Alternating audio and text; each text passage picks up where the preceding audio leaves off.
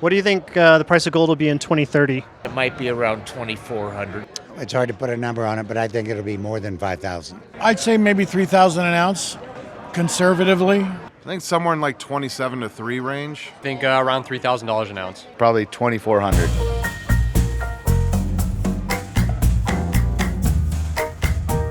Something people may not know about me is I'm actually a little bit into coins. And what better way would there be to look at this fascination than with a room full of other people that are also really into it, but maybe more than I am. I brought a silver Shrek coin, which is, somebody's got to like Shrek. Maybe they'll give me top dollar for Shrek and the donkey here. What do you think something like a Shrek coin would go for, since it's got Shrek and the donkey on it? Yeah. I would think it's probably in like the 35 to 40 range. If I was selling to like a dealer here, what do you think they might give me? I don't know the collectible market for Shrek, but my guess is they probably would pay you 25 to 30. Well, I just figured Shrek would bring some slight premium because it's Shrek. Just in 2018, they started the Marvel series, and that first one that came out was the Spider-Man. Those are selling for like $200. To a person who doesn't collect coins, I could definitely see them being skeptical of paying that much for something just because it has Shrek or Spider-Man on it. But when you're looking at them in person, they're almost like little tiny sculptures that are really pretty. Ironically though, the coins that were worth the most had something horrifically wrong with them. So this is a dime that had a penny struck on top of it. You can look at the front of the coin, you can see the back of a dime and the front of a penny, and you flip it over and you can see the front of a dime and the back of a penny. It's probably the most interesting and weird error that I have. And believe it or not, this double-struck Ike coin that will make you want to check your vision again is worth about $20,000. $20,000 for that. And it really seemed like everyone at the show had a slightly different view of values. People say, oh, nice costume. I say, you're referring to my clothes. In today's world, and I'm going to make some people unhappy, but I feel like men today dress like little boys and women today dress like men. So I'm swimming upstream and I don't intend to change. In fact, people go, oh, he's got a hat. He's obviously got no hair, but he does. We wear these names. He does have hair. This is Ron Wall, aka the Duke of Fremont. I found him somewhat perplexing, but also fascinating. He has his own coins that he calls ducats, and a 3-part full-color comic series about him. Well, they're based on some of my mishaps and misadventures. And in my poker exploits, in my gold and silver dealings, in my travels on 6 continents, which I've traveled. Would you say these are kid-friendly books or more for adults? No, they're not kid-friendly at all, which is fine with me. We're in Vegas. There's plenty of Disneyland and Disney Worlds out there. I got the sense that your own personal beliefs play a very heavy hand in what you invest in. I believe in silver so much I minted my own coins. I put my money into what I believe in. And that belief was very strong in the value of gold. Okay, so that 5 ounces, okay, that's about 20,000 plus the premium. Price of gold going up or down? Up. No question. Up in the long term. Short term, who knows, little moves here and there. It'll go up for a little bit, and I think it'll drop back down to the 1800s. I say it's going up.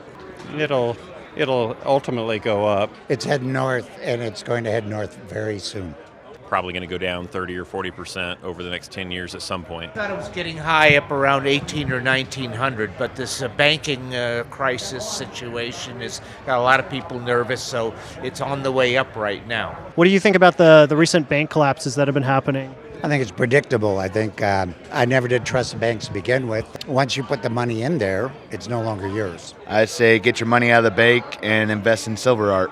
Well, the real question is what happened to the regulatory system? The auditor had to have spotted it. The question is what happened to the reports? I think that it's a sign that it's starting to become more public what actually happens in those institutions. Banks seem to be a lot less liquid than they try and make out. I had 7 accounts closed with Chase, including 2 credit cards I've had since I was 18 years old. They closed everything with my name on it. I mean, it's no coincidence that me and like 3 other people I know that are dealers had their accounts closed the same week that there was bank runs happening. You know what I mean? The only certainty that I was finding was that everyone was kind of uncertain. If you were to ask 10 experts, 10 years ago, if that would be the current price today, not one of them would even be close. You know what I'm saying? It'd just be completely off. Yeah. So no, there is no experts, and it's all speculation. But I did get a really good answer about how precious metals relate to the economy. The price of gold, do you think it's going up or down? If I could accurately predict that, I would be a millionaire and I wouldn't have to sell ancient and medieval coins. When you pump new money into an economy, an example would be Spain finding the great silver troves. The quantities involved, most people don't realize. Hundreds of galleons for hundreds of years.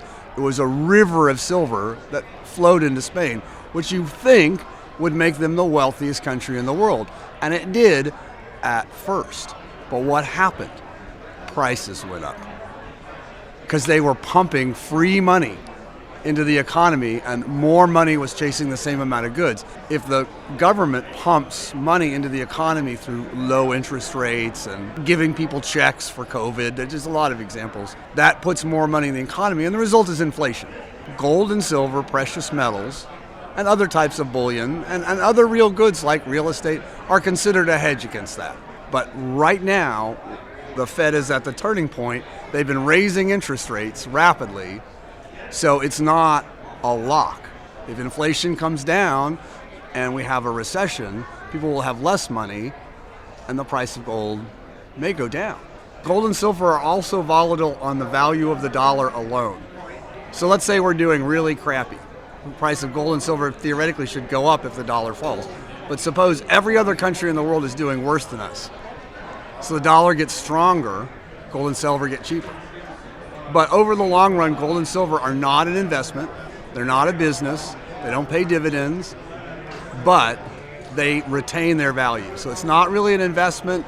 It's a hedge against future devaluation of the dollar through inflation.